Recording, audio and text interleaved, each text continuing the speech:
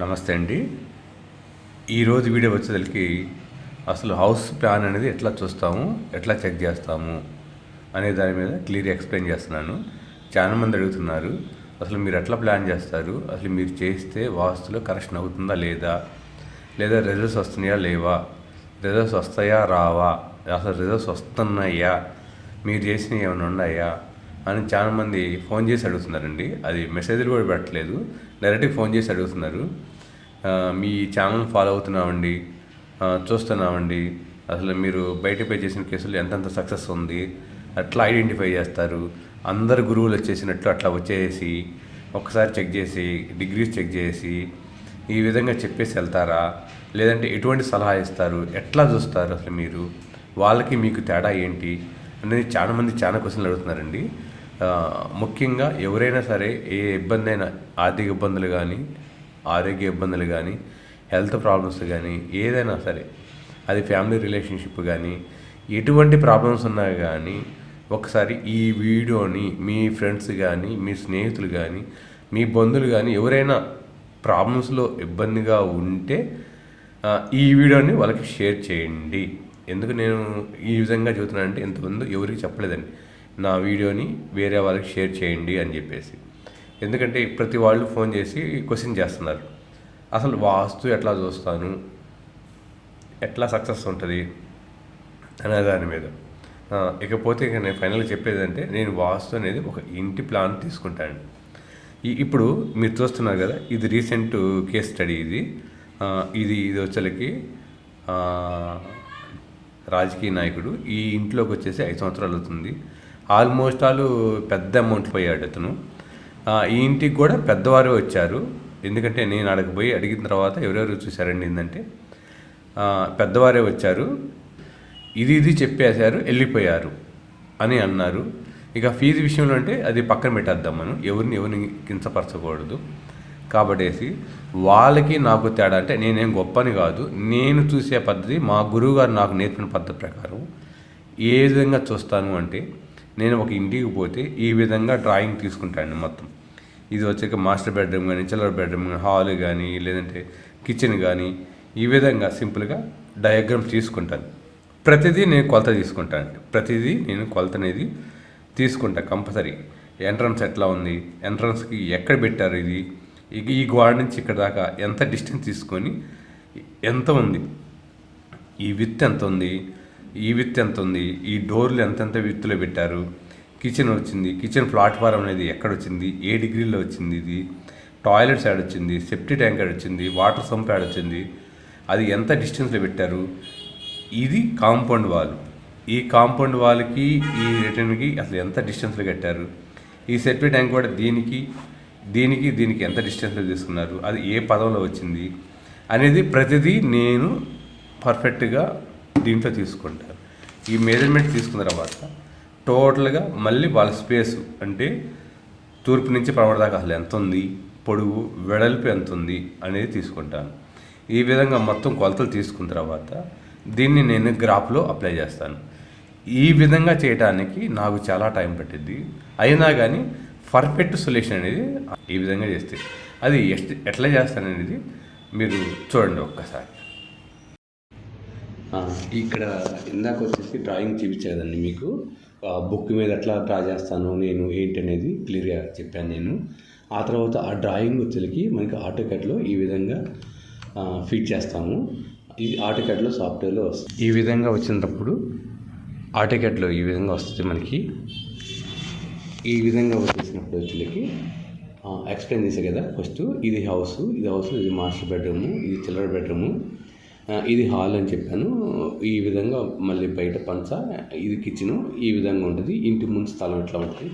కాకపోతే ఇక్కడ ఏంటంటే వీళ్ళకి ఇక్కడ బాత్రూమ్ సైడ్ కట్టారు. సో సెప్టీ ట్యాంక్స్ అనేవి ఇంతకుముందు ఇక్కడ ఉండేవి, సెప్టీ ట్యాంక్స్ అని ఇక్కడ ఉండేవి. ఇక్కడ వచ్చి వాటర్ సంప్ ఉంటుంది, అంటే బట్టలు చుక్కోవడానికి కానీ, మున్సిపాలిటీ వాటర్ పైకి ఎక్కించుకోవడానికి కానీ ఇక్కడ ఇచ్చారు ఇల్లు.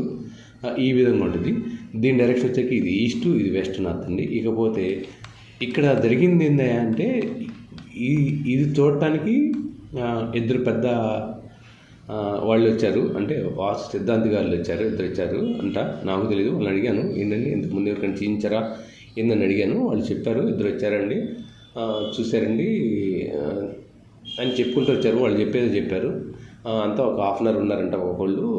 సరే వాళ్ళు వచ్చారు, మాట్లాడారు, ఫీజు ఏదో తీసుకున్నారు. ఒక హాఫ్ అన్ అవర్ ఉండేసి చెప్పేసి వెళ్ళారంట. చెప్పేసిన తర్వాత అసలు వాళ్ళు ఏం చెప్పారు అంటే ఏదో చెప్పారు వాళ్ళు.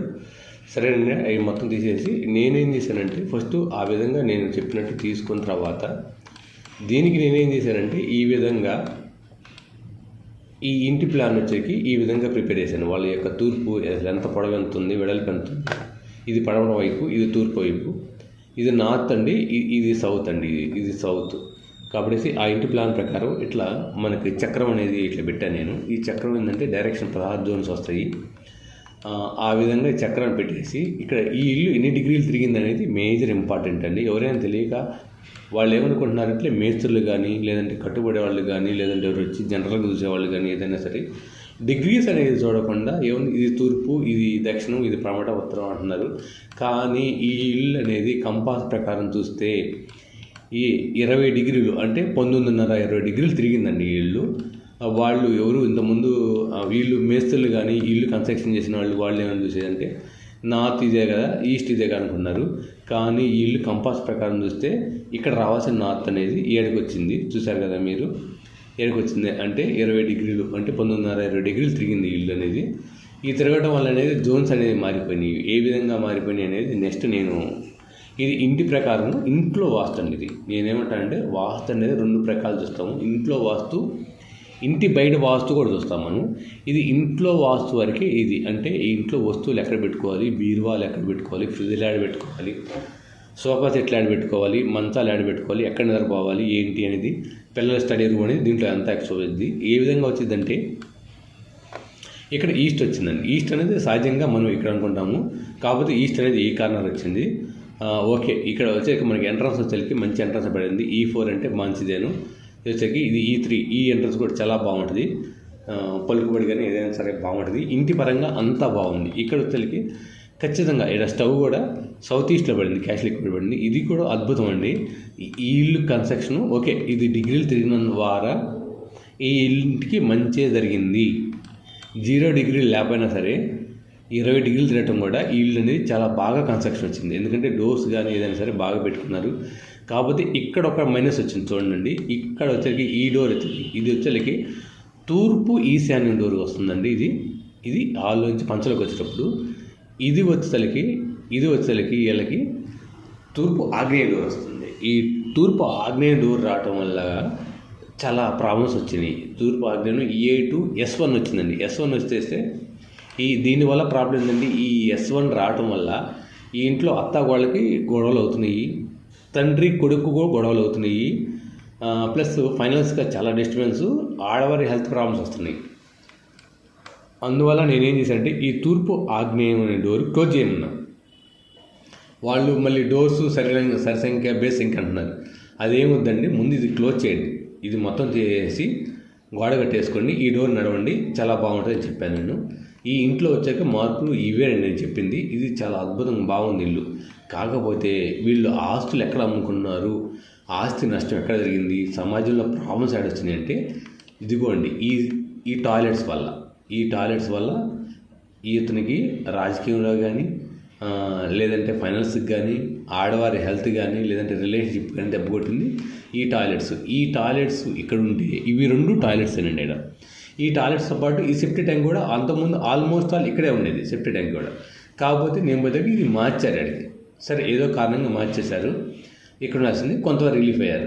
ఇక్కడ ఉంది, ఇది వచ్చేసరికి వాటర్ సంప్ అండి.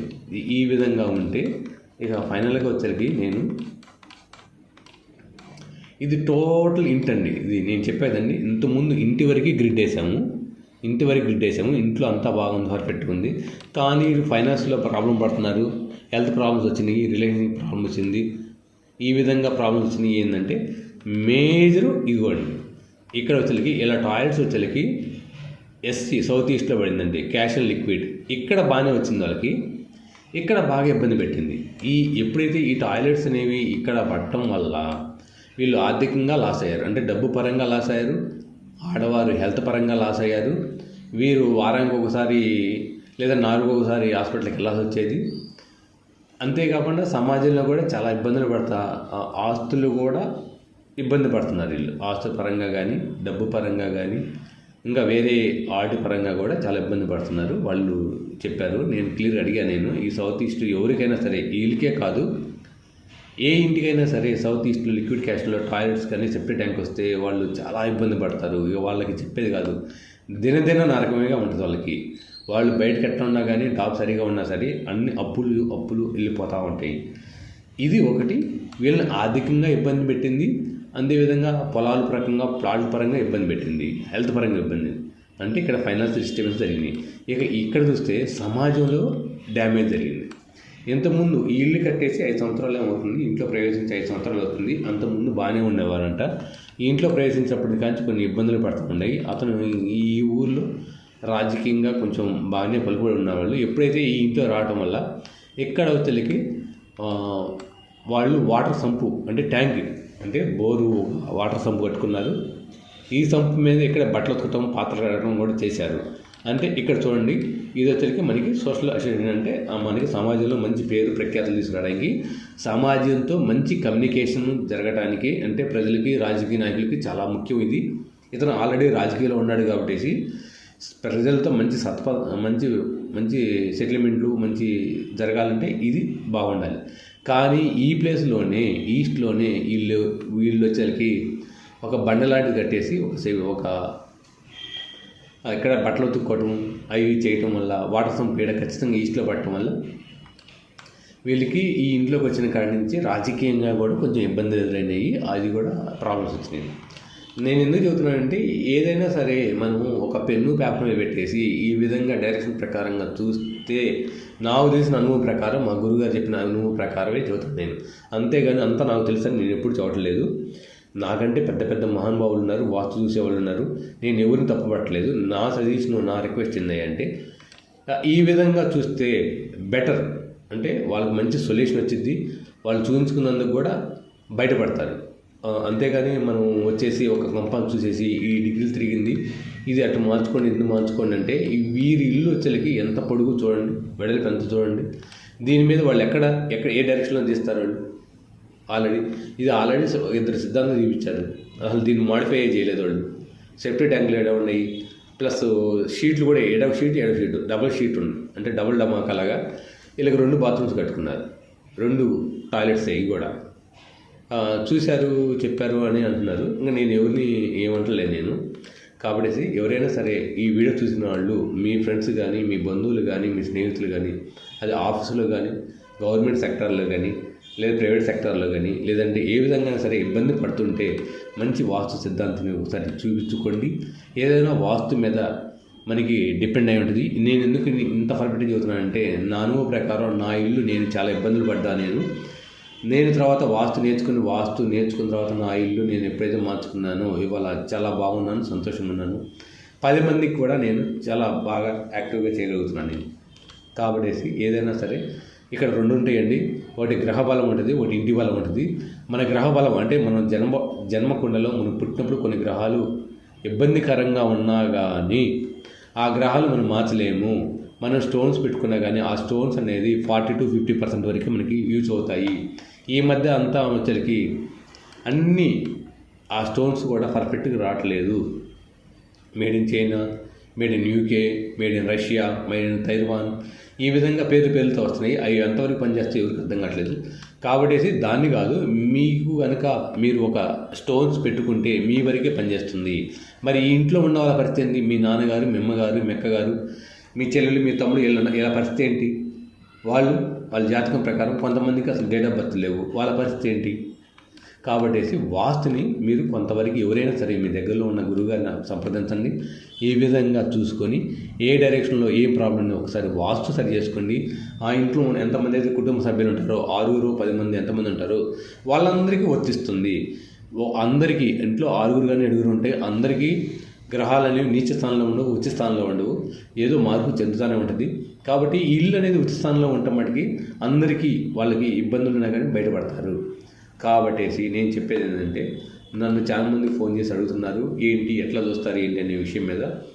నేను ఈ వీడియో లెంత్ అయినా సరే నేను క్లియర్గా చేయగలుగుతున్నాను. నేను ఎట్లా ఎక్స్ప్లెయిన్ చేస్తాను, ఏం చేస్తాను అనేది ఈ వీడియో క్లియర్గా ఎక్స్ప్లెయిన్ చేశాను నేను. ఎవరికైనా సరే ఈ వీడియో లెంత్గా బోరుగా ఉంటే నేను ఒక్కసారి ఉంటుంది, కొంచెం మీరు కూడా అర్థం చేసుకోండి ఎందుకు చేయాల్సి వచ్చింది ఈ వీడియో. నాకు ఫోన్లు ఎక్కువ అవుతున్నాయి, కామెంట్ల కంటే ఫోన్లు ఎక్కువ చేస్తున్నారు ఫోన్ నెంబర్ ఇచ్చేదానికి. అందుకని నేను చూసిన చాలా డిస్టర్బెన్స్ అవుతుంది. ఈ విధంగా నేను చేయడానికి 4 hours పట్టిద్దండి నాకు, మినిమం 4 hours. ఇంటి ప్లాన్తో కొలతలు తీసుకోవాలి, ఆ తర్వాత గ్రిడ్ వేసుకోవాలి, చక్రాలు చేసుకోవాలి. మినిమం 4 to 5 hours అయితే ఈజీగా పట్టింది. నేను ఒక ఇల్లు చూడాలంటే కనీసం 4 hours ఈజీగా పట్టింది. కాబట్టి నేను అంత టైం స్పెండ్ చేస్తాను. 4 గంటలు అనేది మినిమం స్పెండ్ చేస్తాను నేను. నా 4 to 5 hours అంటే ఈజీగా పట్టింది. ఓకే అండి, ఈ వీడియో చూసినందుకు థ్యాంక్ యూ. ఎవరికైనా ప్రాబ్లం ఉంటే ఈ వీడియో షేర్ చేయండి, నా ఛానల్ని సబ్స్క్రైబ్ చేయండి. థ్యాంక్ యూ అండి, థ్యాంక్ యూ.